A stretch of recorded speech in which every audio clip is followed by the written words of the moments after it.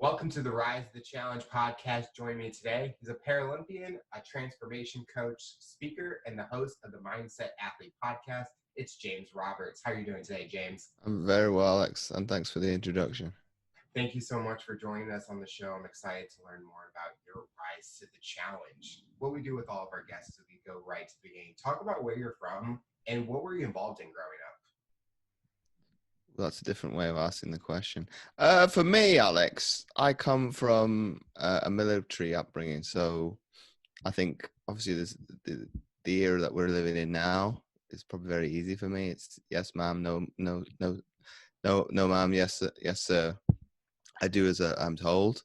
But obviously, to give some context to that, I spent 19 years of my life overseas in Belgium on a NATO base. So NATO is the North Atlantic Treaty Organization that encapsulates, I can't remember how many countries, it's expanded since my family's moved on, but obviously the United States, United Kingdom, and the major players in the Allied powers during the war.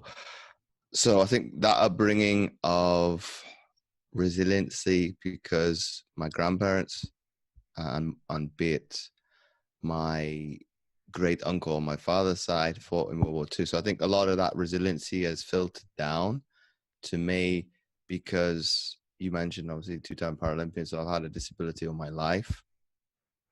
The adversity doesn't really set in with me because yes, I can see it from the outside perspective looking in, but I was never one of those individuals that was wrapped up in cotton wool. It's kind of this message of sink or swim. Well, let's throw you in the deep end. The worst that can happen is you drown. Obviously, that's never going to happen.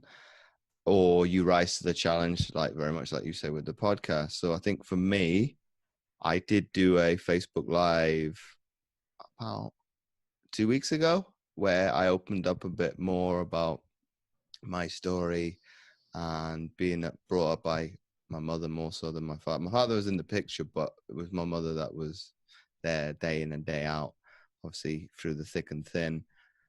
And we discussed about my grandmother, and this was something I'd never known of her. She kind of went into this mentality of, I think I was about maybe a few weeks old.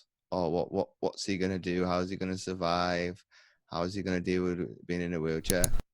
I've not known that till I'm 34 years old. So she never brought that to my attention throughout my entire childhood, my adolescence, and probably my formative years as a teenager until she passed in 2002. It was always positive, always putting me in a position to win. And I think that's filtered down to my mom as like, well, we need to put you in a position to get on that platform within disability sport, because I don't think she could face my grandmother if she hadn't have done all that she could at this. Well, for us, it's the Commonwealth Games, so the equivalent for the Americans would be like Pan Am Games, and put me in a position as a spectator to speak to the right person. And obviously, long story short, that coach then did after-dinner speeches on that occasion that my mum went above and beyond to put me in a position to be able to succeed. And thus, he said I started too late in swimming. I started at 11. That's very much a chip on my shoulder. I'm going to prove you wrong. Ultimately, I went and did that. I made the national team within the space of a year to 18 months. Didn't make the Paralympics in swimming, but I've fulfilled my potential in another sport. So I think, long story short, I've risen to the challenge multiple times. Would you say your mom was an inspiration for you with how she kind of was focused on bringing the positive in any situation, or was there someone else that was an inspiration or a motivation for you? That's a great question. I'd say very much so, because there are quotes out there that you need to be satisfied with what you have and not dissatisfied with what you've not. She was never one of these parents to be, you know what I'm talking about, the pushy parents on the sideline in any sport that I did. I had pretty much free reign and choice. If I don't want to do this, I can walk away. If I'm going to do whatever it is, I need to put 100% in, and I'll support you. So I think from a role model perspective, very much so, because she wasn't one to want to living her dreams through me. It was very much, I will be supportive of your decision. I will be there to give you moral support if you need to ask questions, which I very much did in my career. As should I or shouldn't I do something, I would ask her first. It's probably reaffirming my belief. Is like, well, I'm going to do it, but I just want a second opinion. But to answer your question specifically, I think yes, my mom, yes, had a major motivational role. I also had probably coaches and performance sectors, like very much father figures of, they would bend over backwards for me to put me in the right position. And yes, I lost touch with my performance director. I spoke to him about a few months ago, but that was the first time in a decade. I felt a little bit, in certain terms, a little bit ashamed, because it's like, well, yes, sport has gone by the wayside and you've retired, but that person's been there for like thick and thin, and I very much treat him like an extended member of my family, and vice versa. So for him to take me under his wing and to show me the ropes from getting from development and very much the potential where I was at in swimming to where I got within rowing and volleyball when I made it to the performance level on the Paralympics. He was kind of the guiding light. Well, you need to do this because of X, Y, Z. I don't care what you think. I know what's best because I've been there and got the T-shirt. So it was probably, for him, it was more probably tough love. Mm-hmm. But he would always say to my family and to me, which James is going to turn up, and you could take that anywhere you want, listening or yourself. I'm not ashamed of that. It's technically true, because I've actually used it more recently as which James is going to turn up, because is it one that is very much the likes of Michael Jordan or Kobe Bryant, like a ruthless killer. He would step up, wouldn't hesitate to walk off over his own grandmother. Those were very few and far between when that happened. But if you actually came on the wrong side of me on that day, you were in for probably a hiding. It only happened maybe, I can count on one hand when those occasions happened, and what triggered those, I don't know. I guess I had enough was enough when it came to, in the sport of rowing, being kind of everybody else getting a second chance. And I think that day I snapped. It's like, I'm going to prove a point. They decided not to select the finals, make the final trials as it was supposed to be, and I made it clear and obvious. Well, there's no coming back from this. This person will be beaten by 30 seconds. I've had the perfect race. They know deep down in themselves, I'm the best person. I'm the best athlete, and I proved it. Thus, all the stuff we did after that was kind of bit pointless. It's like, well, he's not getting anything out of it. I'm not getting out of it. You're kind of wasting everybody's time. And then when it did come to the final trials, I just beat him. It's like, I'm not going to rub salt in a wound for the sake of it. That's probably the difference between me and Michael Jordan or Kobe Bryant. I'm not that ruthless. I'm quite content with winning because I made a statement. He knows I'm better than him, and I can do it again if I needed to. The weather was a factor that day, and I trained day in and day out in similar conditions. He'd never encountered that. So I knew I'd probably go into the start line, I've won the race. I just have to execute, and that's it. So I think, to answer your question, there's probably been 2 to 3 people that have been role models in different ways. So growing up, you mentioned that your grandmother was worried, like, how are you going to survive with the condition you're going through? Talk about the condition that you have, and did it affect your self-confidence in a way, and that you're kind of happy that you found sports where you could kind of showcase what your skill set could be? Well, my disability is a congenital one, so I have, and see if I can get it right. It's called PFFD, so it's a congenital defect where I don't have. Let's see if I can get this right because I get it wrong sometimes. I'm missing my femur bone, which is the top half of the leg. I've got a small tibia and fibula, which is in the lower portion of the leg. No knee, no hip socket, so the actual top of the bone is floating in muscle. So in instant terms, the radiographer told to my mum when I was a few days old, he shouldn't be by the amount of bones that he's missing in his leg, he shouldn't be able to walk. I obviously said to you before we started recording, I went down to the pharmacy and to go get a new battery from the jewelers. Obviously, I can walk.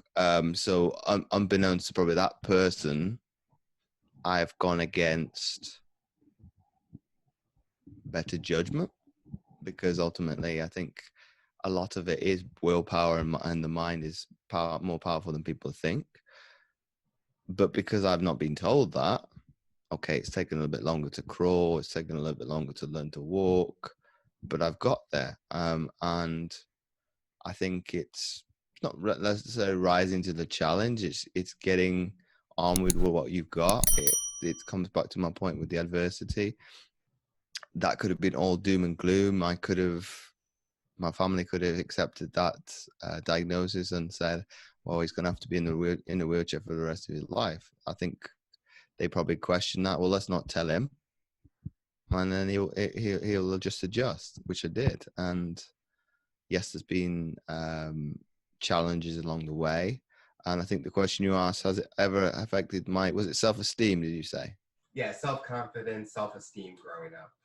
Yes, in my teenage years I did, because I was in this mindset of, even though the people were the same, and I would be very much okay with being in a sporting sense, in a sporting arena, in shorts, be doing PE in high school, in school, in shorts, but in the classroom, doing everything else, I wasn't confident. I was very much of the assumptions that people are going to judge me a different way.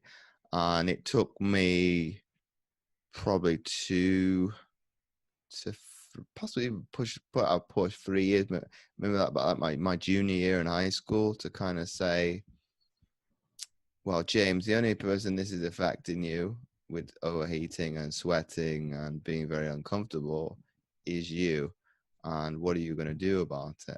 Obviously, this is very, very minor in comparison, but obviously I didn't care after that. It's like, okay, if people don't like me because of the disability in that environment, it's not likely, because everybody is different and similar in some degree, because the population is changing every 3 years. So everybody's in a similar position, that they've got to get to know somebody new and ultimately showcase why they're liked. And I think it was me probably telling myself a narrative that didn't exist, because even though I haven't spoken to some of these, well, they're now men and women, for a couple of almost in some cases a decade or more, they're kind of very much, I'll push it out there in awe in some circumstances, and kind of say, wow, you've achieved quite a lot since you left high school. It's like, well, yes, I was on the cusp of some of that when I was in high school, but it obviously takes some of those things with self-confidence. But I think everybody second guesses themselves from time to time, and social media is probably a massive precursor of that. Facebook's been around for nearly 15 years.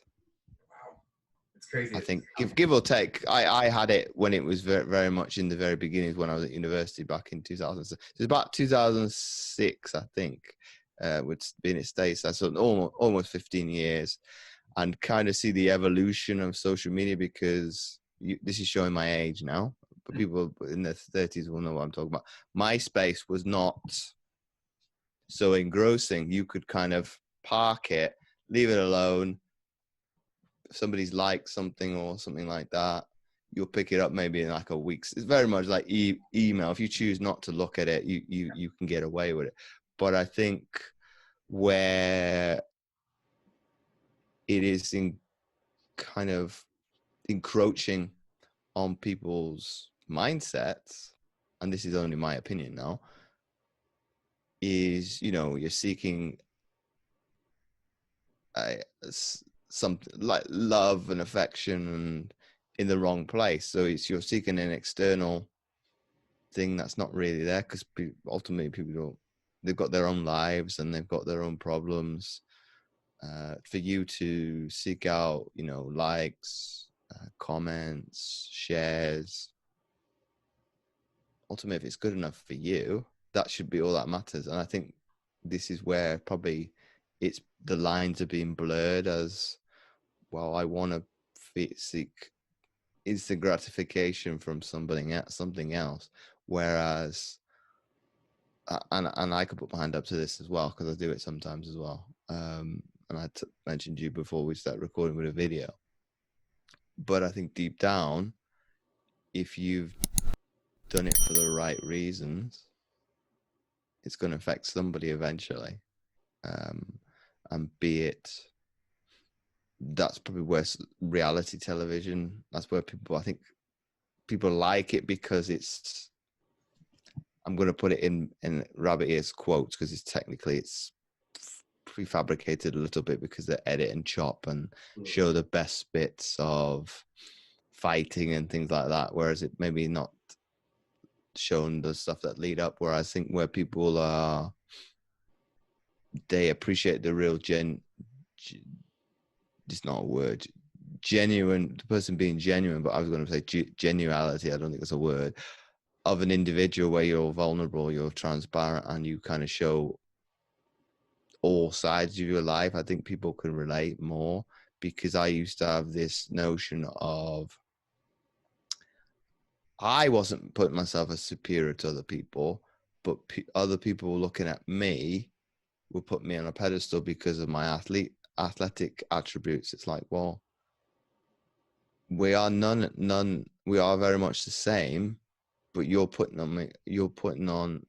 me on a pedestal because of choices that I've chosen to make. And ultimately, that's the only difference between you and I, or anybody who's listening, is I was willing to ultimately sacrifice other things, which some people don't actually to bring into the equation. I obviously had to give up a social life. I had to give up pretty much my own birthdays a lot of times, because I was either competing or training. And I'll bring you one of the stories where I'm going to go with this. I forgot my own 21st birthday because I was competing on that day. I completely forgot. It kind of went out. I knew it was my birthday that weekend, but when it came time for it to go into competition mode, I was very anxious and struggling to eat. And it only took other people to say, "Oh, happy birthday."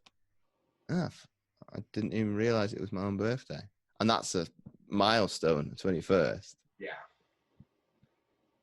So would you say, you talked about the sacrifices, and before I get into that question, I know the same feeling of judgment with my friend group. We all have our own disabilities and what we're going through, but I kind of look at that as they're just a normal person. Like, yes, we're all going through something, but we're, like you said, we're all the same, similar people in a way. And knowing that we all are there supporting each other, opening up about what we're going through, I think we learn even more about each other, and we kind of understand maybe some of the struggles that we go through. And I think it just brought our friendship even closer. And they're basically the same. They're from my days in college, and we still talk every day. But it's not like we always check in on each other to make sure that everything's going well. You talked about the sacrifices with you being an athlete. At that time, did you feel that the sacrifices was the best choice and you're doing what was best for your career?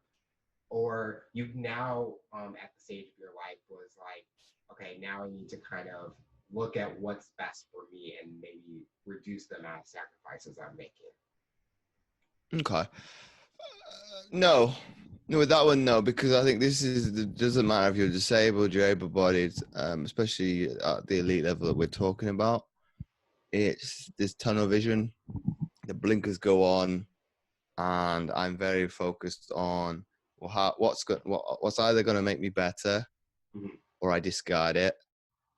So I was probably not nice for a nice person or pleasant person to be around at the best of times. I had to obviously grow up a little bit and take on other people's feelings. I think my mom, because she'd been there for pretty much the duration of the career, she saw that as an evolution of me as a person. It was, well, James is like this because of whatever happens, whatever transpires in that event. If I bring up the story of my first World Championships in 2006, I was very much a dick. I was very angry because of how the race had gone. My teammates had gone over to say hello to my family. I was like, I think my mom could probably see it in my face. I need time to cool off and to park what had gone, because I think we finished sixth in that championships. Didn't do very well, um, and very infantile and pointing the fingers as well. This went wrong because of other people, and not taking the onus on myself to take some of the responsibility. So I think my uncle and aunt took some time to be able to see within my world. I think they eventually did. They did, and I obviously grew up a little bit within the sport as well. By the time I'd made my first Paralympics 2 years later, it's a completely different story. Of once the race had finished, we finished fifth in the Paralympics, and I said to Mom, "That's the best we could." She was shocked. It's like a completely different person. It's like this little toddler having a tantrum and rolling around on the floor to an adult who's kind of said, "Well, I've thrown the kitchen sink at it. It wasn't enough. I've done everything I could on that day. I'm content." I wasn't very happy the next day because all the rest of the team had got medals, so I was a bit fuming with that one. But I think because of probably the euphoria, I was up. I hadn't seen my family for probably 2 weeks at that point, because we were made a team decision to not see our families until the end of the competition. So I think it was a little bit, well, I haven't seen you. I've done everything I could in that final. And I think that final was the most relaxed I've ever been in my entire career, which I still don't know why. I think because externally we kind of told white lies to the press in terms of the final is the icing on the cake. Internally, that wasn't the case. We wanted a medal just like the rest of the team. Obviously, it wasn't meant to be. I think our whole strategy was a little bit difficult because I was told at the beginning of the race, stick with the Italians, and then from there, obviously try and pick off a medal from there. They messed up their start completely and were left for dead on the start line. So I had to, like a split second reaction, kind of say, well, what the hell do we do now? It's like the race plan has completely gone out the window. What do we do? So that split second reaction is like, well, I can't stay in the moment here because the rest of the crews aren't gonna wait for this crew to get back. And then obviously by the end of the race, I think they pipped us by about probably that much. It's probably, what was it, 0.5 of a second. So it was like minuscule. It was like the surge at the end. But if I was annoyed the next day with finishing fifth, what would I have been like if we would finished fourth? But if I'm quite happy I wasn't in their position, because you spent 4 years and that goes wrong, and you can't do that over again. It's happened to them multiple times, but it's only happened to me once in a major competition, but we ended up winning it. So it's the flip side of that. I've been on the receiving end the following year, which was my last year in the sport, in the World Cup, which is kind of like the bottom end of rowing, because you got the world champs and the Olympics and the Paralympics are the pinnacle. That happened to us, and I kind of probably, as the brain does, being very negative, okay, this is what happened to your challenge. This is exactly what's going to happen to you. But I think because the crew member I had was a different person, and they were very raw to the sport, I guess because they had made the mistake, they wanted to right it as soon as possible. So within a space of probably a split second, it's like the boat's picking up speed. And our team manager said when we came off the water, I've never seen a British crew do that much damage to a field so quickly and so ruthless. But by the stage of the 250 marker, which is the quarter of the distance, we were first. So what that has to do to people psychologically, as you've left a crew for dead, and they just do that within a space of probably just over a minute to go for it's not pleasant when you're side by side to have a crew do it, but to be that far behind is probably soul destroying. I mean, I've seen those or competitions in the Olympics, and it's just like people can be out there in the lead, and then all of a sudden it's gone.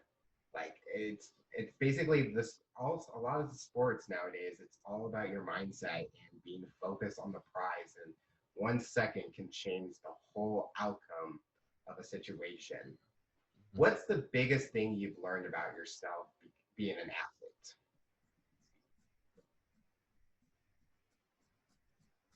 athlete? Oof. I don't know. The biggest thing that I've learned from being an athlete, I think it does help with business, because I've faced so much adversity, be it with selection, injuries, you name it, time and time again. I've come on the winning side of it. Sometimes I've come on the failure side of it. Obviously, nothing hurts as much as life, as the Rocky saying goes. I think it's that resiliency to get off the canvas.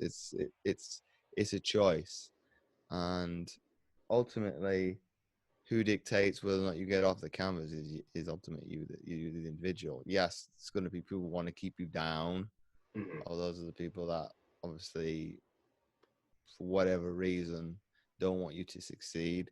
But I think if you can get away from that and ultimately be in this state of positivity, or you feel euphoria, because you never really hear an athlete talk negatively, one, about themselves or their achievements or what they're going to do. If they do, obviously that happens.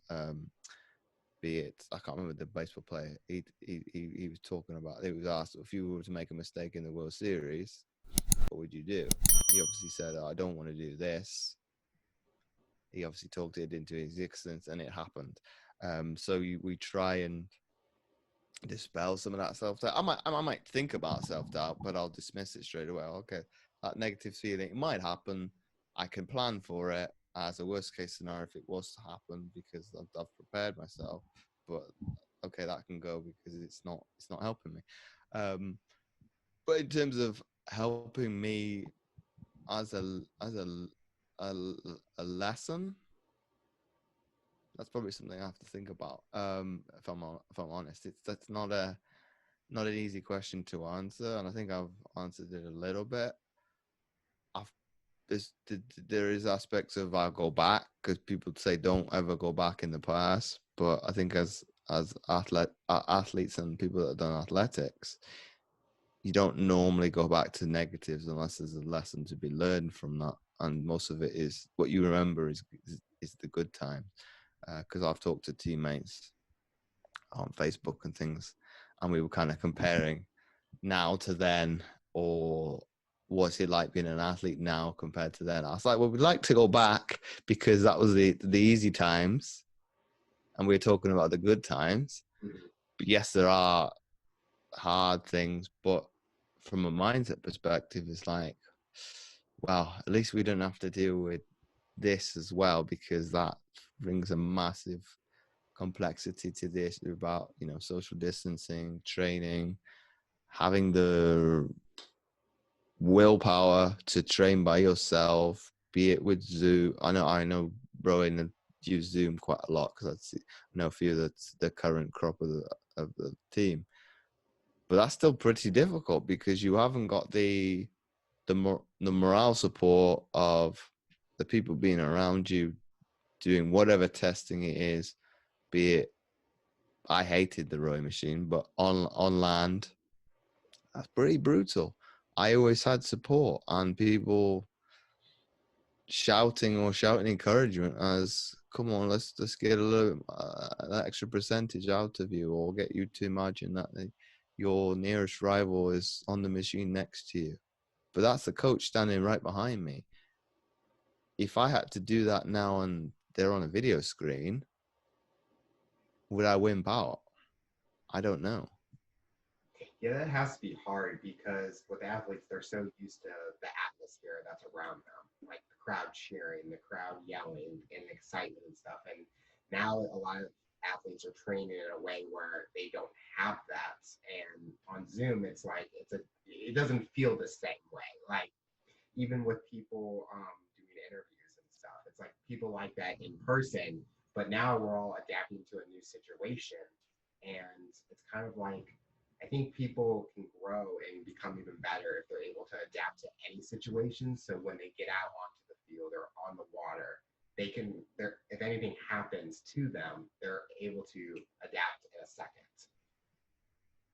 And then you mentioned also about looking back at the negatives, and a lot of sports, definitely here in the United States, we kind of think about the bloopers or the negative thing outcome, like someone didn't catch a ball in a big championship game, and that's the reason they lost the game.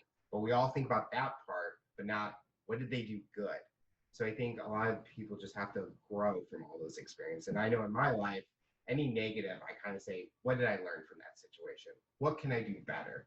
What can I do to improve my skills in a way? Because I used to be that person where any negative outcome, it basically defeats me all the time because that's all I can think about. And I just have to think life continues on and it keeps on moving forward. What is your favorite moment in sports? Do you have one, like a moment that stands out to you that if you looked at it 20 years from now, that's what you're going to remember?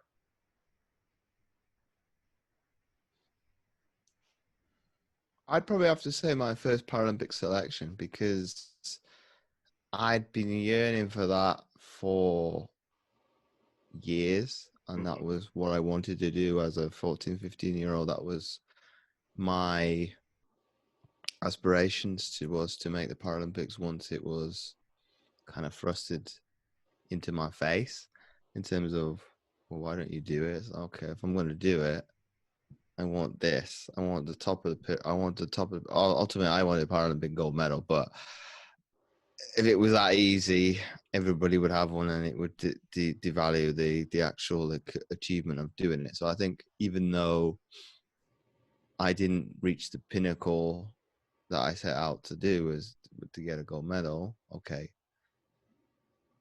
could that be down to a number of factors of my disability? I'm very much, because I'm congenital, normally, you know, at the bottom end of a classification. I would always have that against me, and that's been told to me time and time again. It's like, well, yes, you could do this sport or that, however, this is going to be held against you. Or most of those have been, rowing is a massive example. Most of the males within the sport were less disabled than me, but I made up for it in what I was able to accomplish technically, and I was very, very gifted as an athlete. Even from my swimming days, it looked nice, but it wasn't effective. But what I was able to carry through from swimming into rowing is, it looks nice, but it is effective now. And I think because they looked at the telemetry of, and this is being very sciencey now with this, of my stroke to see whether or not, is James putting enough effort as he can, and it was almost bang on perfect. It couldn't be any better. It's like, well, there you go, coach. There you go, coach. It doesn't. What is in the water? What is in the water? You can't see, and this is the same quandary we had with swimming.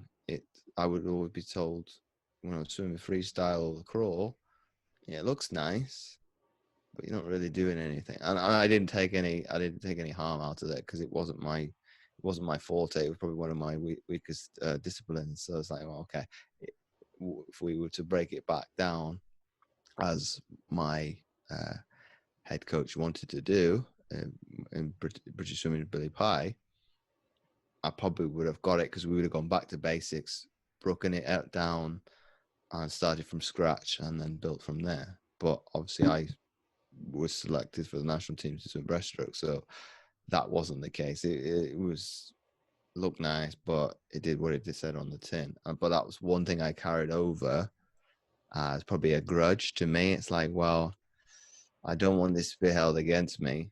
Let me kind of prove it. And it's probably haunted me throughout my whole sporting career. I've kind of got a laissez-faire approach. It looks like I don't care, but if I didn't care, I wouldn't be there. So so once people get to know me and get to know my personality and just the person I am, ultimately I take pride in representing my country. I don't want to first and foremost, I don't want to let myself down. When we go to volleyball, I had my family's name on the back. I don't want to let my family down. I don't want to let my team down. I don't go into the complexities of letting my country down, because who wants the weight of, or in my case, 70 million people on my shoulders? No, thank you. And for the Americans, it's even greater. I think some people forget that. I know one athlete in particular did do that, and they'd have a lot of mental health problems after it because they were expected to win, I think, 2 gold medals in Sochi in the Olympics, didn't do it, and kind of publicly said, I've let down the country. It's like, well, I've got some sympathy for you because I've been in that position, but I've never made myself to those never. And you're setting yourself up to fail before you start, because you're trying to appease 60 million people, 900, and you know where I'm going with that. Some people they don't care. If you were to fail, they'd be very happy. The press, the sporting press, very much so. Oh, you failed just like we thought you might. We'll put you up on a pedestal, and we'll as quickly pull the rug from under you. And it's the same with any sporting press around the world. They take great satisfaction in people's miseries, whereas at the end of the day, that's a human being as well. I think with me, I never made the occasion that big. I have done at domestic level, and that's been a lesson learned, because this season, before it got stopped, I'd missed 2 games because of work commitments, and the first game I played, I put it on a massive pedestal, made it a big hoopla about it, and then absolutely had the worst game of my life. And I think the lesson learned from that is don't treat it any that different than practice. Ultimately, everybody knows the viral comment that Alan Iver said, we're talking about practice. But I think where I'm going to do the flip side of what I was talking about social media earlier, if he'd had access to Twitter, Instagram, Facebook back then, and being able to say, well, my friend has just been killed, I think people were given a little bit of respite and kind of said, okay, practice in comparison is insignificant. But if you see the rhetoric even to this day, and I think it was a TNT skit with Shaquille O'Neal and Yao Ming, and they were talking about what's your funniest moment in time, and Shaq said to Allen Iverson, we're talking about practice. And I think that's pretty disrespectful a little bit, because like, well, we now know why that he said we're talking about practice, when ultimately when you lose somebody that close to you, you don't really care, because you can't fault him for turning up night after night and sacrificing his body for an organization. Okay, he didn't get a championship, but he is one of those people within the NBA that you would be easily recognizable if you didn't know basketball by, how he dressed, how he was. He didn't want to conform to the status quo that they obviously impose rules. Then after that, players need to wear certain type of clothing before games, and I think they're starting to probably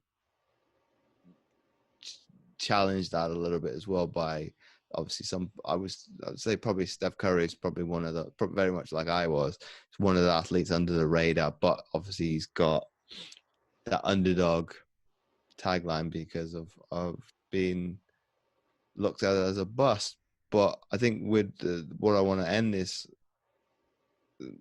rambling on a little bit about is I've been in that kind of situation. London 2012 a little bit, because I got kind of caught up in the headlights of the occasion in our last, I think it was second to last pool game, and it was the one we had to win to be able to get out of the group.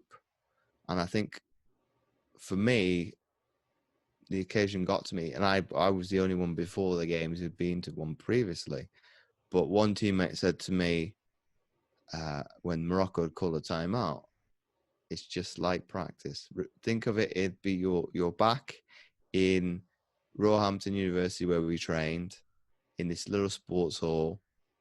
There's no 10,000 people watching. It's just you and the other 11 people on court, and that's it. They call a second timeout.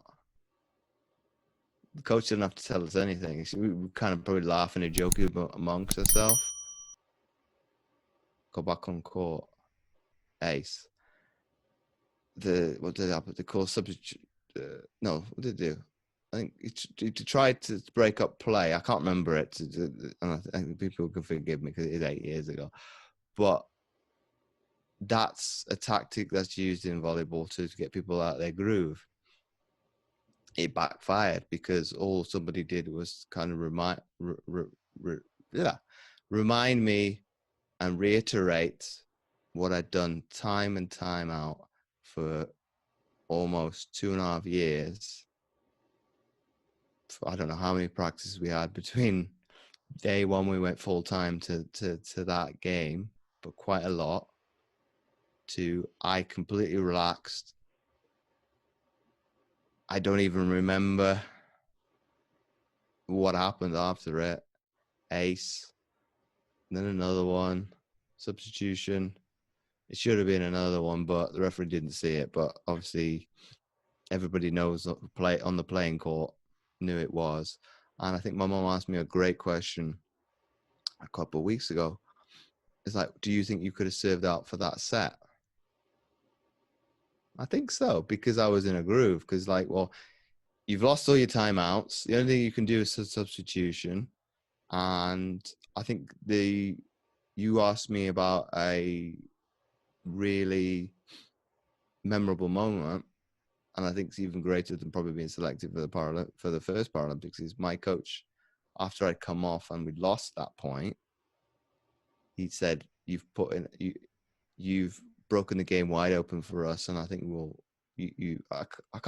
I'm figuratively talking what he said, but you've kind of got us in a position to win it. So he'd probably thanked me for probably taking the game by the scruff of the neck, and kind of said, well, no, we're not having 50-50. This is ours for the taking.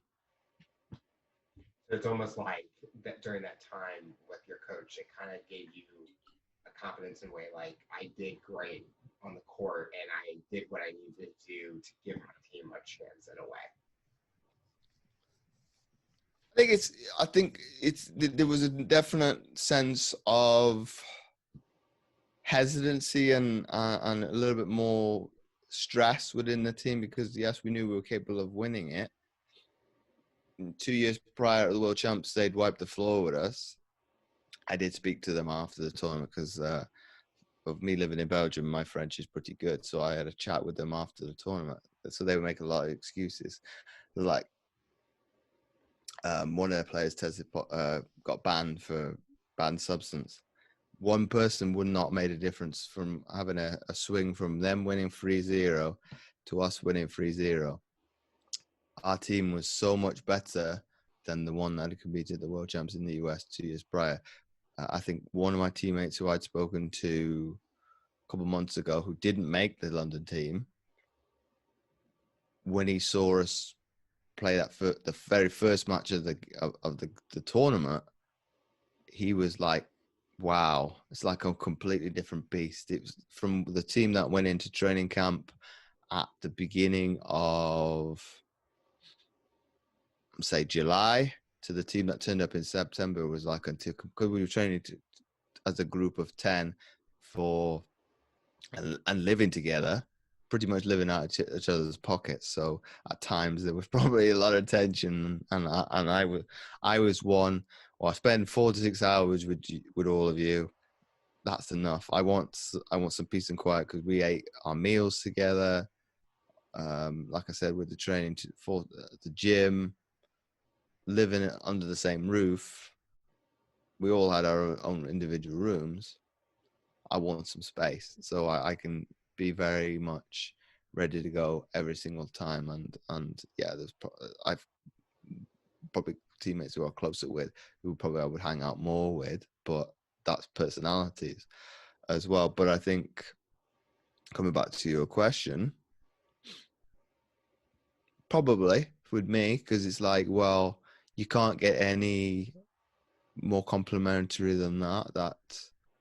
I think as the role I played as a serving specialist, it doesn't really matter if you serve the ball out or you get it in. You get a little bit of leeway because you're not into the game as much as all the other players, or be it one of my teammates. I played the libero position as defensive specialist for one tournament in the lead up.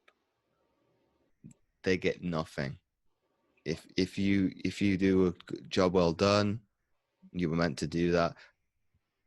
Obviously, if you don't do what you're supposed to do, you get criticized. So it's probably one of those jobs nobody wants. And I think when people ask me, well, why did you give up that role so easily? That's the reason why, because you're on a hiding to nothing. You are probably very much underappreciated as the role. You are cannon fodder for most things. You sacrifice your body for a lot. Whereas a service specialist, you get it in. You probably majority, yes, you got it. I think if you look at my serving record in the tournament, it's pretty good. But obviously, there's a little bit more allowances. And then we went into knockout play because of my defensive specialties as well.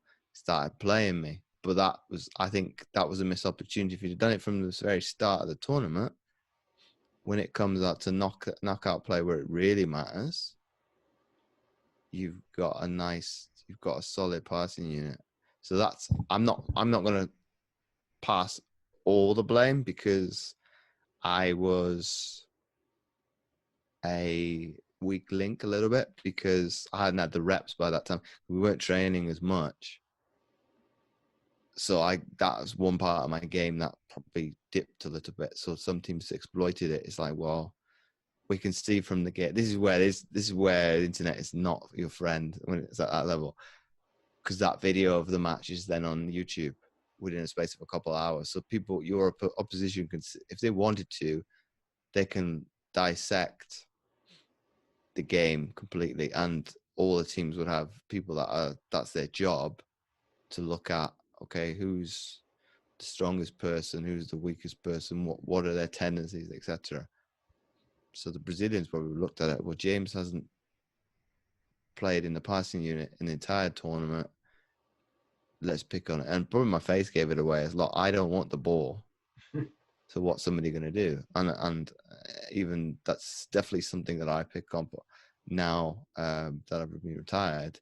I will pick up on those kind of tendencies. Well, how do you feel? So do you feel confident in your mannerisms?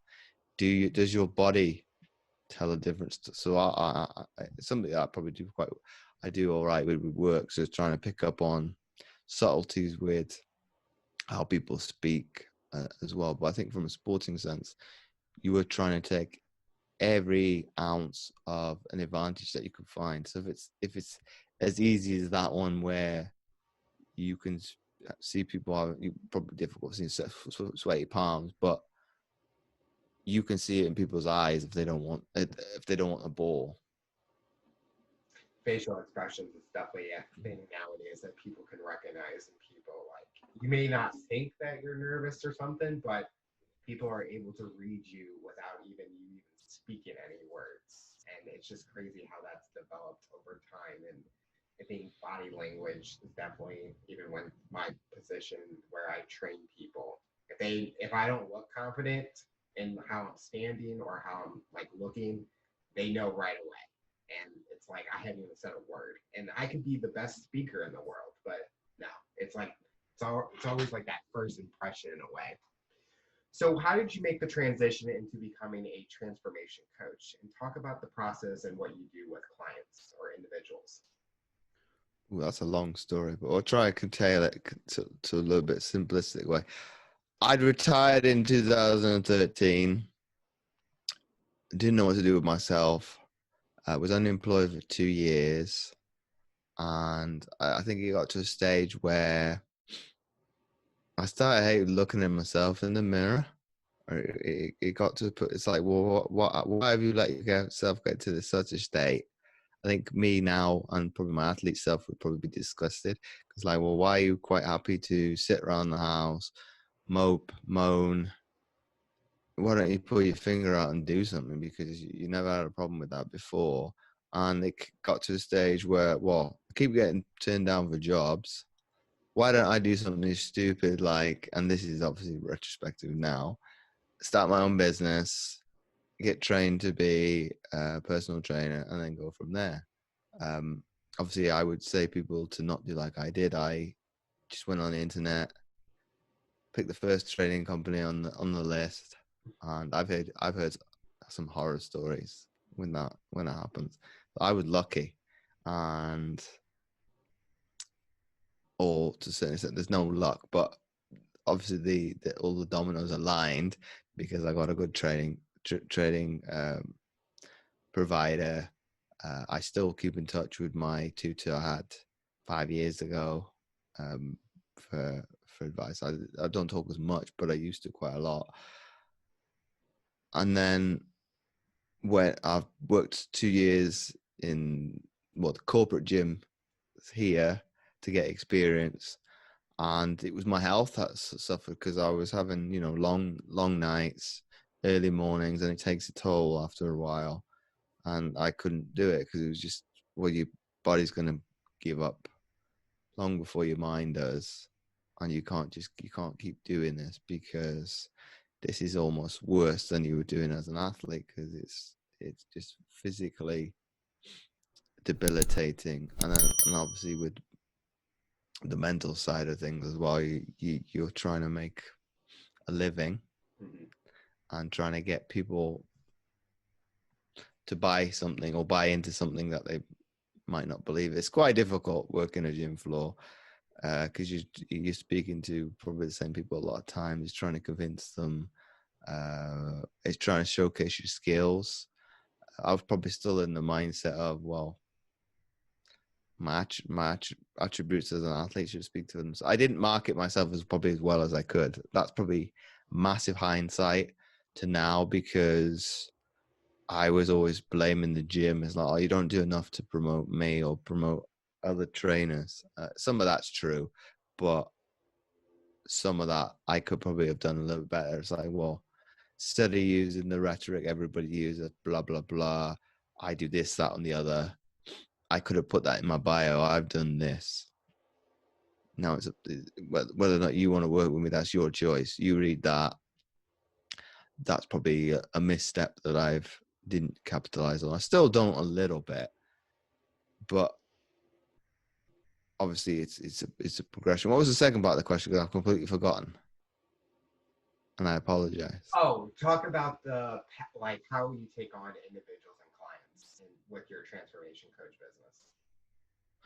Well, it's like a free component to that is the physical, which most people know about, the nutritional or the diet, how we want to use the terminology, and the big one is the mindset. And I think with that, this is where my degrees help because I did sports science, so the nutrition and the physical very prominent in that degree. And my postgraduate was in sociology, so very much looking at the environment, how society affects people with sport and exercise. It's very much, and my dad is also a retired counselor, so evaluating people and psycho-evaluating people, I quite enjoy, and I've probably done it for longer than I've been coaching, because I think the person that hates it the most is probably my mom. I don't do it as much, and she sure as hell doesn't like when my dad used to do it a little bit. So she's like, "Well, you're not doing that because of this." So I probably learned some of those tendencies because you know what triggers to put with your family.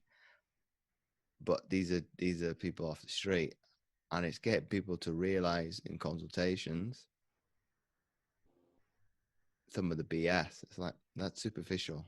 That's nothing. Come on, let's go deeper than that. And I think through the vulnerability that I've shown, people like that because it's like, well, James willing to be very raw, sometimes less so than others. I used the one like I was talking about earlier of my mother bringing me up as a single parent and me growing up with disability. It affected some people, and they messaged me privately like, "You brought me to tears." That's nothing. If I really wanted to push the boat out, that's superficial to me. That's no biggie. That's okay. There's some negativity with the grandma, and we talked about that. I didn't know that till 2 weeks ago. How's that? That doesn't affect me emotionally. It's different. It's a different side to my grandmother that I didn't know. I know she's no longer with us, so she can't say why she thought that way. But I obviously know what people's triggers. So kind of, okay, if that triggers you, if I were to talk about something that's even more adverse, what's it going to do? But I think it does relate back to the individual. It's kind of going to as raw as they can go on the consultation and get to see that they've got a problem, because some people don't think they've got a problem until it is a problem. And this is where probably as human beings, it doesn't make no sense. I've been there as well. I've done some stupid things like that, and hit rock bottom. And it's like, well, how I got myself here, and that was with mental health.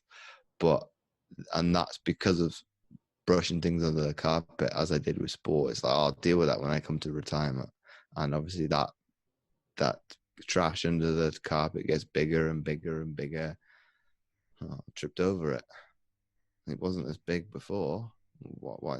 Because you've left it. But I think to answer your question, it's probably getting people to see the magnitude of the mindset, because people are going to be on this, what's the word I want to use? Spectrum. Some might come to them that easily and naturally, as in some cases it does for me, because my coach likes to call me RoboCop. It's like, if it's something that's easy, I execute it quite like a robot. It's not okay. That's insignificant. That can be done straight away. And then obviously you got the extreme of, people ready, aim, aim, aim, aim. You're gonna pull the trigger. So it's a very complex thing to get people to say, well, you could be here, I've working with a few that are up near the top, and those are athletes. So I can be a little bit brutal in terms of, okay, you said that you wanted to work with me. You haven't made the pinnacle. You know I've done the pinnacle of in this case, a disabled athlete. I've made the Paralympics. You know my pedigree. That one I can put the person's hand in the fire, and then kind of say, well, come on now. The ball's in your court. And they did apologize for kind of ghosting me all summer. But some people, when you do call them out, some obviously run away with the tails between their legs. So it's trying to be a little bit tactful at times. Sometimes I don't do that. Sometimes I'm brutally honest. It's like, I'm just telling you what people that are afraid to do it. Some people appreciate that because it takes a stranger to call out and tell them the truth. Some people don't like it, and because either through being egotistical because their ego's being hurt, their pride's being tarnished. It's like, I want some. If something is not right with me or the business, I'd rather somebody tell me the facts straight and say, well, this is what's wrong. This is how you're gonna. This is a way in which you could fix it. I'm not saying there's definitely no one fix for anything, but it's trying to educate people to that, and to trying to not necessarily learn from my mistakes, because I think there's a life lesson in everything. You're not perfect. Nobody's perfect anyway. So when people say I'm trying to attain perfection, what happens if your goal changes? That's not perfection, because you've gone in a complete different direction. That's how a sport person, I think, perseveres. I want to attain, well, for me, it was make the national team, make a world championships, make the Paralympics. The continental tournaments come later, but those were accolades that, okay, I haven't achieved that. Let me take that off my bucket list. There's only one that's missing from it. And if I don't make the Commonwealth Games, it won't eat me up, because it's like I didn't have that many opportunities. And coming back to my point, I talked about classification. That's going to be the stumbling block as to why I'm not because I'm not good enough, not because I'm not going to be the best person. It will come down to that and that alone. And I knew that going in, and I was willing to put that sacrifice in. It did take somebody else to kind of say, well, why don't you throw your hat in the ring anyway? That took some badgering to do it. It's like, and that was probably the best decision I made. When did that happen? About 18 months ago, to do the 3-on-3 basketball for the national team, because my confidence just excelled, because my game went to another level. So COVID, if I was to be a little bit trivial and be selfish, pain in the ass, because I was getting better and better within this sport of wheelchair basketball, and it kind of, my progression got stopped dead in the tracks. But we trained for the first time in 5 months, like 2 weekends ago, and as if I never left the court.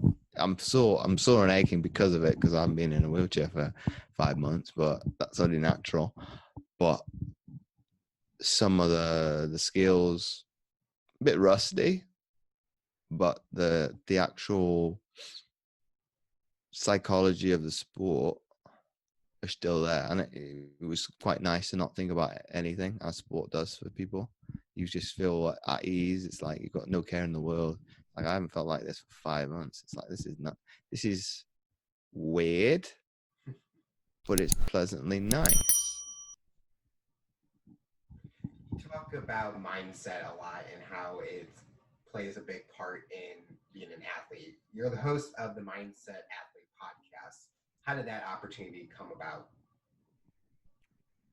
That's an evolution, that, Alex, because it wasn't originally called that. The original name of the show was the Mindset Game. So mind, set, game, and have a play on the words of ultimately the mind, set like tennis and game for anybody that played a sport, that basketball, American football, etc. I don't think anybody ever thought of it like that, of me being really that sophisticated by the presence of it. And it was a conversation I had with one of the big people within promoting podcasts, Daxia Perez. So I'll give him a shout out because I think he deserves it. And we had a conversation for about an hour and throwing ideas backwards and forwards. Well, originating was like, who is your ideal client? And I haven't worked with many athletes anyway, but it's like, well, who do you want to talk about? What do you want to talk about? And obviously I come up with the mindset athlete podcast, and it's probably a little bit homage to me, as it looks at every area that I've ever experienced, be that sport, education, my profession now, and give people behind the scenes. Well, what did it take to get to those individuals to the levels that they're at, and what can obviously the listener get out from it? So the athletes themselves, I'm probably not the most I'm probably a savage when it comes to asking some of my questions, because when I listen back, I'm thinking, wouldn't like to be on the receiving end of that question, because it was brutal. Some of the questions I'm thinking, where does that come?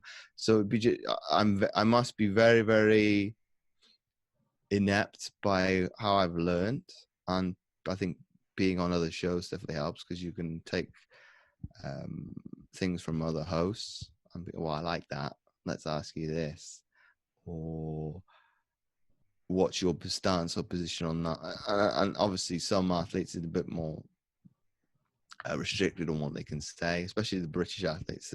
They're kind of boxed off what their governing body will allow them to say, what will affect their performance if a competitor was to listen to it. So I think one of the recent one I did with one of the Taekwondo athletes who be competing in Tokyo, I'll say hopefully next year, because you never know. It might still be postponed. And a lot of that stuff I asked, but obviously I had to pull, because it's like, well, on reflection, do you want this coming out? Do you want this? So it went from about 40-minute interview to, I think I had to edit to less than 20 minutes. So it's not as raw as some of the other ones. And I think the Americans, that's like gold dust. Some of the answers they come up with, they tell it like it is. So I've kind of said to myself, well, you got two choices. You can either stick within the confines of the British athlete a little bit and get better at it, which is a challenge. And I think talking to you, I'll probably do that, because I was thinking, well, do I take the easy route and do other internationals because they speak their mind? And I think that's right. And that's one of the reasons why I started it, because I was one of the athletes, sorry, not the other, I went it the wrong way around. I was one of the athletes that like to stay under the radar and do as they were told. I don't do that on my podcast anymore. I have thrown my own governing bodies under the bus, because what I say is that it actually happened. So you can't say that's not true, because that was fact. And just tell people, well, this is what happened. This is how I overcame it. I think I entitled one of the episodes "Living Among the Giants" from my days in rowing, because they had a set idea that within the Paralympic team, they wanted it to model the same as the Olympic, big, heavy brutes. I beat every single one. And I'm 5'8", 140 pounds. You want somebody that's 200 pounds, 6 foot plus, and I've wiped the floor with them. So this stereotype didn't work within the Paralympic, and all the guys were similar height, similar build. Don't need to be that big, and obviously it's a platform to discuss certain aspects of what's happening in society. It's been like I've been a bit like a fortune teller. I've recorded things like weeks and months and then when it's actually come time to air it, it's actually happened. So one of the episodes I did with Lex Gillette, who's a full-time US Paralympian, obviously black himself, and visually impaired, and we talked about what can society learn from sport. Unbeknownst to both of us, did we expect the NBA to go on hiatus? Mm-mm. But what we talked about was exactly what they did, and I recorded that a month prior. So it's the curiosity, I think, that I've got to, well, I want to know this answer to this question. I don't want to be vanilla. I have used it a little bit to kind of say, well, this is a little bit controversial. It's a little bit on PC. I think with the disabled athletes, I don't care, because what we say on the episode is tame in comparison to how we speak to each other, probably in the confines of our own, I'll call it a bubble because that's what it is. Within that safe space, it'd be a lot worse and a lot cruder. If you, the listener, take offense, I don't think he or her has taken offense. I think the one that I use, I've not had any bad publicity or any message of hate from it. I asked, obviously, him being a visually impaired athlete, he went to the University of Eastern Carolina, and their mascot's a pirate. So I said, isn't that ironic? So it's pretty inflammatory a little bit, because some people would say I can't say that, James. That's very insensitive. No, it's me going from memory. It's a little bit funny. It's a little bit sarcastic. Did I intend to put it in there when I started recording? No. But I thought, well, let's ask these difficult questions, and I think bullying's got into sport and get people's opinions. Some people have said, no, it's not. Some people have said, yes, it is.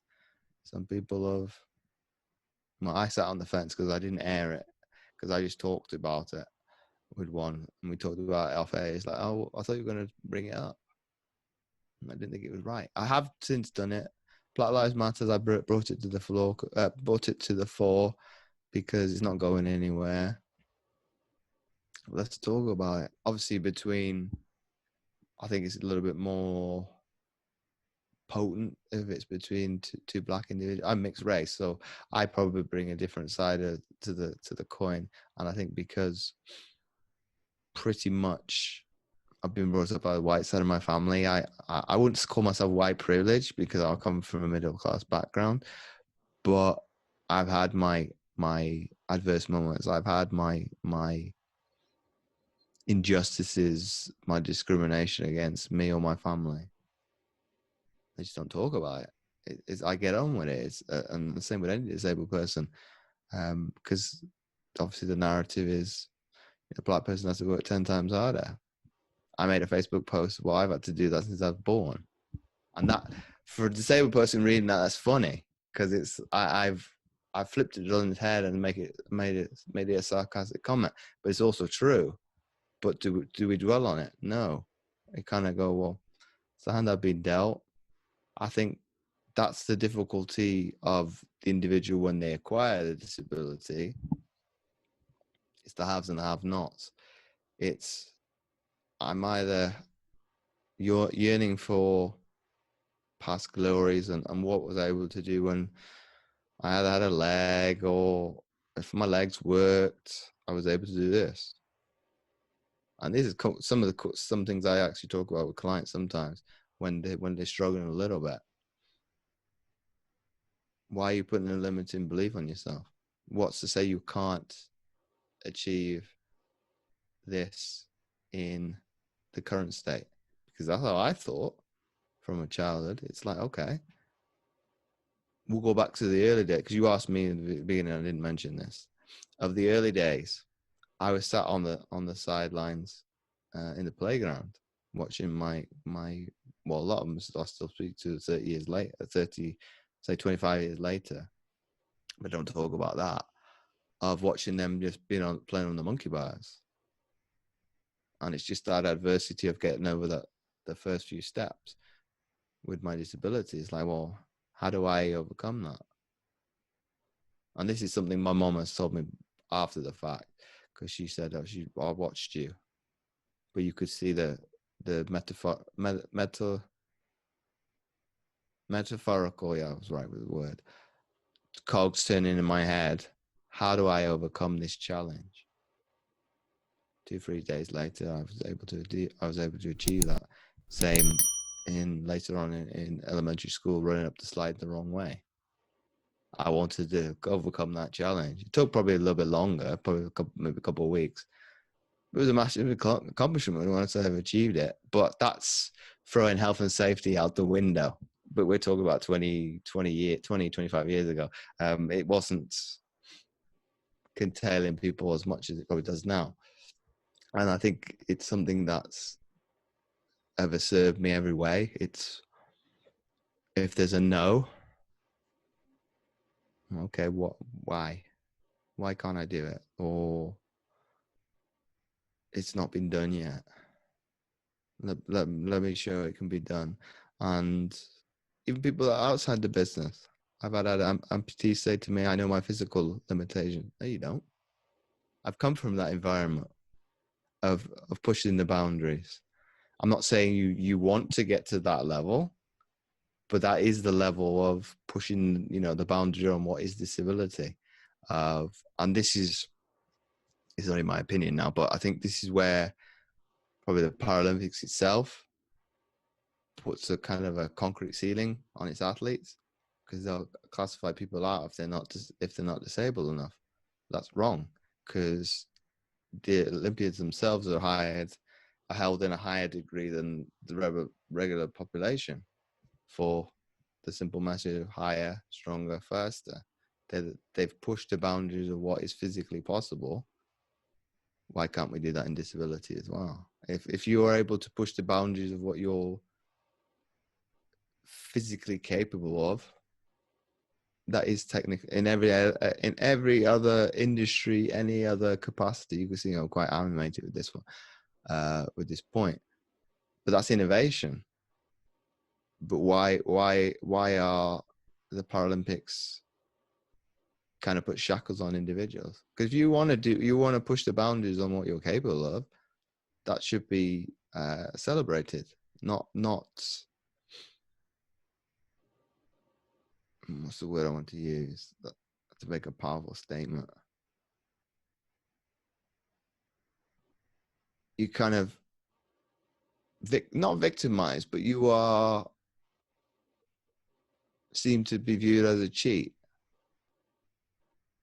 Shouldn't that be a level of, well, if so and so is able to push to these extremes, why can't you? But ultimately, that is a choice as well. But if you want to be the best of the best, and I think this is where I think if we go back to the days of rowing, it was all the other nationalities didn't want to. It was talk of us going up to 2000. It's gone since up to 2000K, but it's taken 10 years to do it. And I don't know how it's got through, but all the other countries like adamantly, no, we don't want to go up to 2000. We're wiping the floor with you anyway. What's the difference if we do it over 1,000 meters or we do it 2,000? We were already training over 1,500, 1,750 in the winter, and I hated it because over distance training, because you had to do it multiple times. But if we would go to 2K from 1K, it's a completely different race. It was very much balls out, and what you were talking about earlier, some of these people, the wheels would fall off. Sometimes they wouldn't. It's foot to the floor, no care in the world. 2,000 meters is not like that. If you did that, you'd be very lucky to finish. But would I have been more successful in that discipline than the 1,000? We'll never know. But I think it is probably this disbelief as, the rhetoric of we're going 50 years ago and we must lock disabilities into a way and not to be seen. It still exists. in African cultures, and in Asia. It's not so much prevalent in the West. But shouldn't they lead from the front? I know Channel 4 did a ran for the London 2012 Paralympics, Superhumans. I think that one was a little bit too far-fetched, because now you're setting up an entire population to fail through no fault of their own, because you're putting, oh, well, you got a disability, do you want to go to the Paralympics? And that individual might hate sport. Just because they've got a disability doesn't mean they're going to go to the Paralympics. And I faced a lot of competitors like that, and they've been ex-military. Oh, I've had a limb blown off, I'm going to make the Paralympics. And the BBC made a documentary about that. I bet he didn't even get a look in. But this is where what I said in the very beginning, you need to have internal motivation. That was like very much external motivation that I need to kick me up the ass, because I was getting very lackadaisical and probably to a certain extent complacent. I'd made 2 world championships up to that point. I wouldn't say the sun shined out my backside, but in my eyes, it probably did. It's like, I don't need to really do much work here. But that was motivation in the I'd say probably about this time of the year, maybe a little bit later, maybe October, maybe November at a push.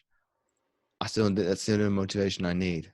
It's like, no, you're not going to have it that. You're not going to walk straight into the team to go to the Paralympics. And this is my first opportunity to do it. I'm going to have something to say about it. And it didn't even come close. I was pretty dire on the rowing machine, but he was even worse. So thinking, well,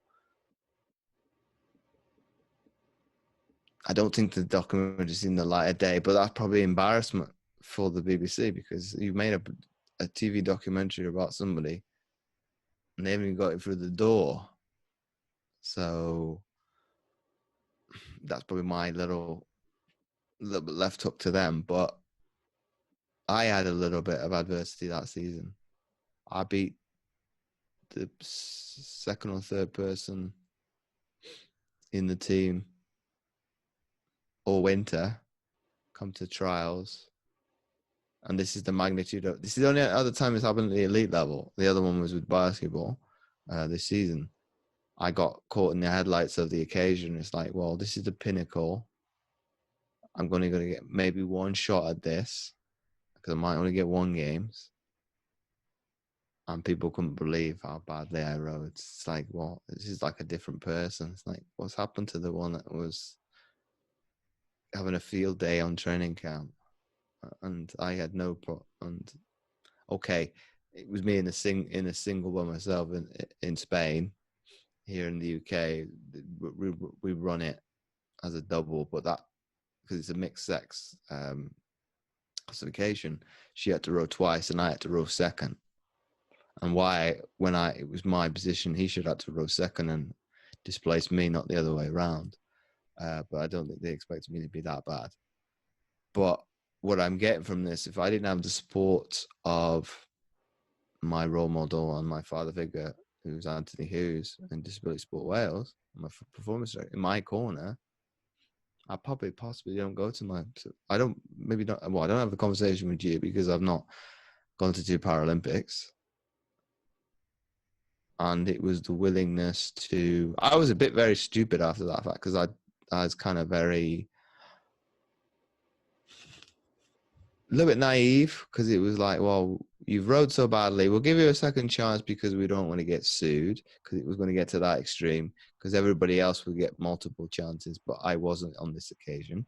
So they were going to bring the lawyers in, whether or not it was race related or not, I don't know. We'll never know.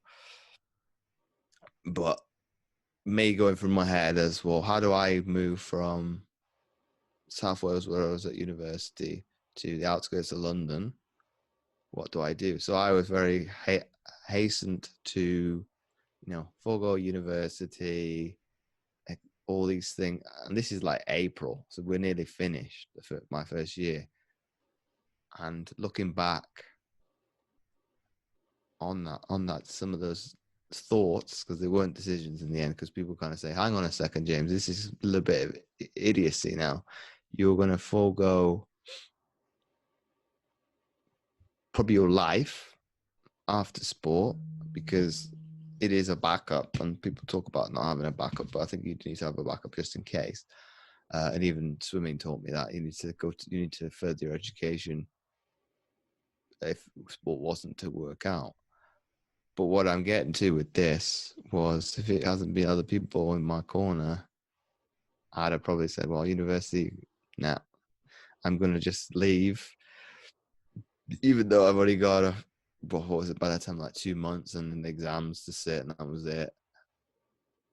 And I think because that support network probably took longer to move than I would have liked, because I spent all Easter break in my halls of residency waiting for this to get all the talking to get sorted for me able to make the move. And I think he was a bit annoyed with it as well, because he kind of let the powers be deal with it. But if he'd have been involved, he'd have got it.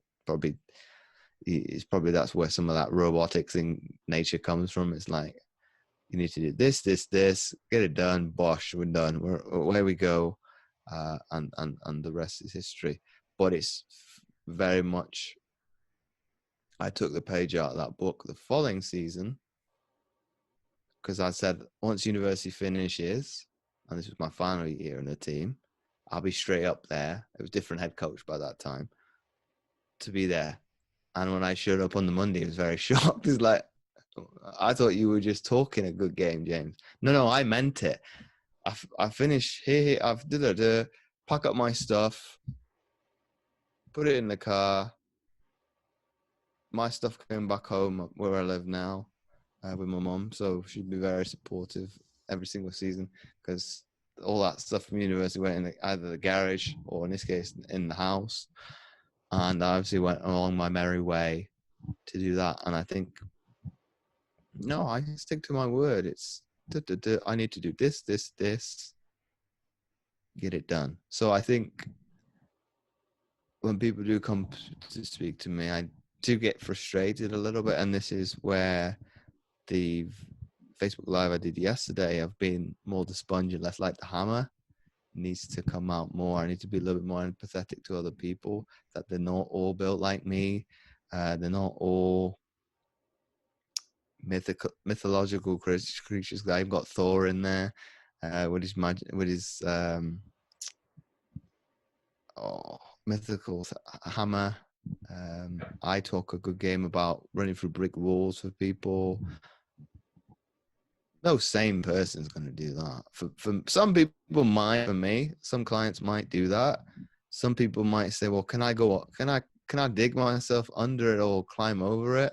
I don't necessarily want to run headfirst and smash through a wall that's okay. It doesn't exist, but you get the saying I'm talking about. It's a limitation, or it's a barrier. You've got to get through it. So I have to be a little bit more sympathetic of other people's adversity, trauma. I'm getting better at it, because nobody would want to work with me straight out of sport, because I would have been ruthless. I would have been a dick, because I was going to use the saying, what's your excuse today? You at least got all your limbs. Never had to use it, but that's how I used to think. It's like, well, what is your excuse? Why are you fat? Why are you slow? Why are you, and no empathy towards how you got there, what's transpired before. So some of the conversation I had with people in that messenger, like, it's going to take me a while to digest that. I wasn't expecting that. That's pretty brutal. Okay, I can see why that traumatic experience has put you to, you have a bad relationship with food because of something that's happened previously. And I think people have to realize that trauma is trauma. It doesn't matter the severity of it. It doesn't matter how long ago it was. Not going anywhere. And I can't remember. I was talking to my mum yesterday about this, and I don't know if it was a YouTube video or a TV advert or a TV program. And I'm sure it talked about, the brain has a good tendency to um, block off bad trauma to protect itself. Ultimately, most people need to open that door because you need to deal with it at some point. It just matters, just a case of when, not if, because it's coming out whether you like it or not. It depends if you want to wait until, like me, I was in education as a job about 18 months ago. I blamed the job when I spiraled mentally. It was just the last thing to push me off the cliff. It all stemmed from all the stuff I was not willing to deal with in sport. It's like that's not really having an effect. Some of it. One of the teammates that I talked about with rowing of the 2006, 7, and 8 team, they killed themselves. But my coach rang me up in 2011, and I'm thinking, why is my head coach from rowing? I don't know why I still had his phone number in my phone, because I hadn't been in the program for like 2 years. I thought, oh, you want to ring me up for me to come back? Like, like begging kind of thing. And he told me that. And why he told me that is because obviously the family wanted to be able to grieve. And if anybody from the press was to come and ask, well, what's your thought? I can't talk about it because it's the sensitivity of the matter with the family. But I didn't deal with that for 8 years. I bottled that up, and I would lie to family, to friends when they talked about, oh, how's so-and-so doing? I'm doing okay. So I'm just lying to myself, straight in the face. And I think probably what I should have done, and for anybody that's listening, is probably in a similar segment, you need to talk about that, because it's a lot easier to do it with somebody else than to try to do it alone. Because probably where some of the resentment came from, it's like just eating away at me. And we were talking about a couple of weeks ago about, well, what kind of person were you like to be around? Because she was probably angelic. It was the kindest person you could think of. I was a little shit. I was complete opposite. I was a massive dick. And can I change some of that? No, that's who I was, and that's how I acted. I wasn't always like that. I'm not going to paint a picture of me being, Jekyll and Hyde, but I probably could have treated her a lot better. And it's probably what doesn't sit well is, as us as teammates, what could we have done better to, any warning signs to maybe be a little bit more supportive. And I think that's probably when I've had it. I've never resorted to that extreme. I think the closest I've been, and I'm quite happy to be open about this, is probably the last 6 months. I was pretty low because of not being able to do what you want to do is very difficult, and lots of things were kind of mounting up on themselves, and I was kind of going off the rails. But it was, I was recommended to go to hospital to make sure I was having like chest pains and back pain. So they just wanted to rule out whether I had a stroke. I would have either had a stroke or likely to have one, or a heart attack. So they just want to make sure. And while I was in the hospital, they asked, are you likely to hurt yourself or anybody else? And I didn't take the magnitude of the actual question until I thought about it recently, because I said yes, because just answering the question. And the severity of that answer is massive in terms of, and I had to be psych evaluated. And I think a learning curve from that, I was pretty open and honest with the clients from this. I'm on medication for it, more so antidepressants help sleep, because I think that was where I was struggling, because I was playing out in my mind the pandemic probably in the worst case scenario as, oh, I'm likely to die tomorrow. And I think probably most people have either thought about it for a little bit, maybe some people a little bit more. It's not, obviously that's not happened because I'm speaking to you now 6 months later.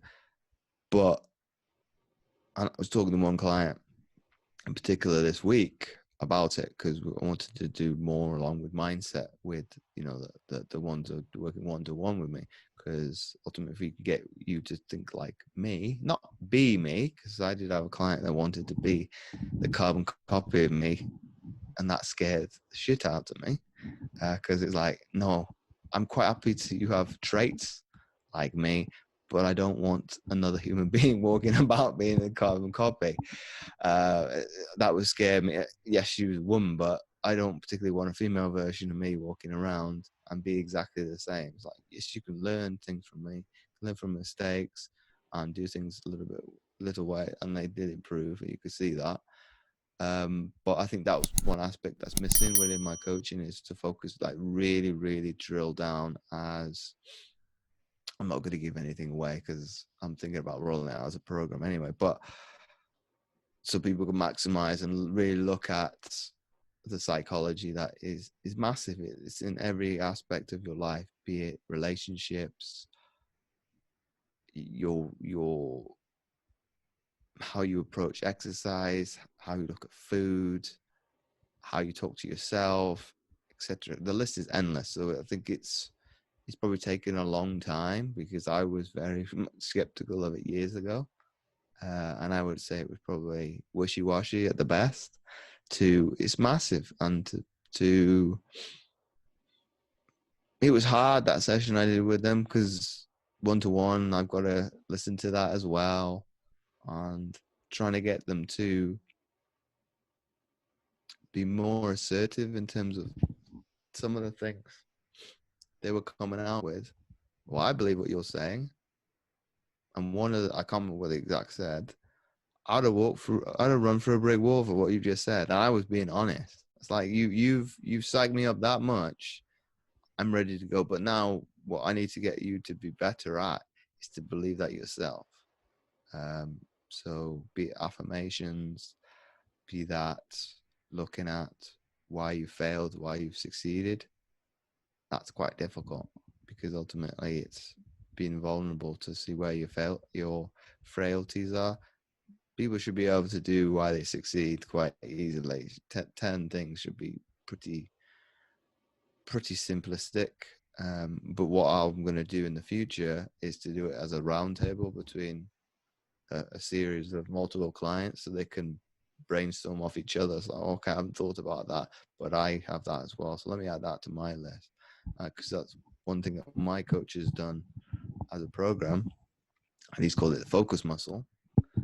Very much like the brain is a muscle. And you would just listen to other people. Oh, I've not written that down as my 10, but that's my 11th, my 12. So I got 14 in the failures and 12 in the positives. But the extra 6 I got from listening to other people. And I think that's why being a community, that's probably why I think a lot of people don't like the pandemic, because it's going completely against what we are designed to do as human beings. We're supposed to be a community. We're supposed to be together. We're not supposed to be this lone wolf. Some people obviously can deal with it a little bit better because they're introverted people. I always thought I was. This 6 to 8 months has proven to be game changing, because I'm not. I'm probably somewhere in between. I'll depending on what it is, be external. This is very much external. I quite enjoy it, but it is the limelight, like sport is. It's I'm comfortable in the arena. It's you're asking my opinion and where it's come from. Yes, I'm quite happy for people to challenge that, and I quite enjoy it because it's debate. But other times I'm quite happy to be internal and to be by myself. So it's what that actually is as a term. I don't know. I need to find out if there actually is like something for being middle ground, because I think most people are. They might think they're extroverted, but they're not. And some people might think they're introverted and they're not. And that's okay. Final question I have for you is based on your journey and experience, what tips or advice would you give someone listening to this interview to accomplish their goals, to overcome challenges, and rise to their challenge? Pull the trigger. Do it. Just do it. I think I think as a society nowadays, we're more inclined to think what other people are going to think of us, of what it is, and it doesn't get done. It doesn't happen. It just stays there. Obviously, Under Armour talks a good game about it. The adversary of perfectionism is innovation. They don't put anything out that's crap. They put it out and they make it better. Apple is very much like that. It shouldn't be that way, but it's acceptable for something to be 80-90% perfected. Mm-hmm. It's better than it being at zero, or for argument's sake, it's stuck on a shelf, it's stuck on your computer, it's you yourself procrastinating. And I'll give people a picture of this, standing still. Stagnant water is disgusting. Most people will not want to be stood still in something that's pungent. You wouldn't really want to be around it. So why would you want to be any different? Because the world's going to still carry on as normal, even if you're stood still. And the world could care less if you're stood still. If you think that's not true, you're kidding yourself. Just I think the moral of the story is just don't care. Just ultimately, yes, you want it to be appreciated. You want to be appreciated.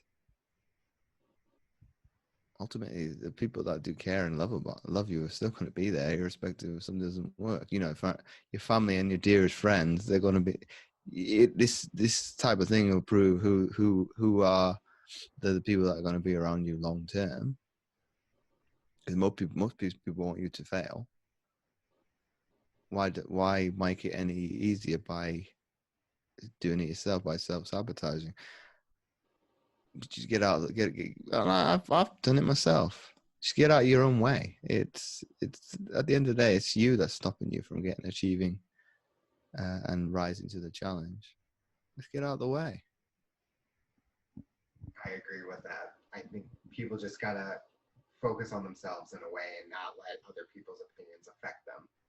And I know I've done that in the past where people's opinions played a big effect, but I'm kind of like, I gotta do it for myself.